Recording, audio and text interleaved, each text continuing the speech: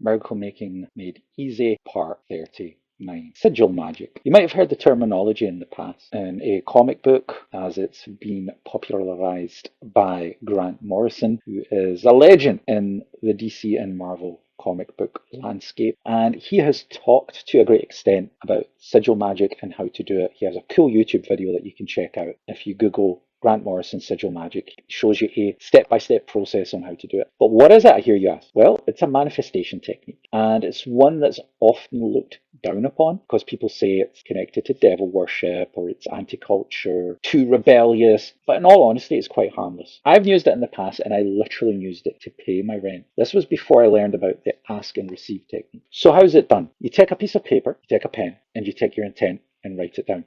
So let's say in this case, I want a delicious pizza. I will write that down, and then what I do is I start to cross out all the vowels. So for example, I cross that out, and then want, I will cross out the A. Then at one point, you're going to run into letters that repeat themselves. So for example, in pizza, you have two Z's for Zulu. I'm going to cross out one of the Z's. You only want one of each letter in the whole sentence. You then take the remaining letters, and here is where you get magical and mystical and artistic. You start to connect them, as in like this sigil or this like artistic little painting. You can be creative with it. And once you've done this, you start to meditate on the sigil, and then you let go. And the universe starts computing what it is you want, and then you shall receive. There's also the theory that you can charge your sigils and create a hypersigil using techniques such as setting your sigil on fire, putting it under water. There's other techniques I won't go into because this channel is family friendly. But there's your introduction to sigil creating or sigil magic. Hope that helps.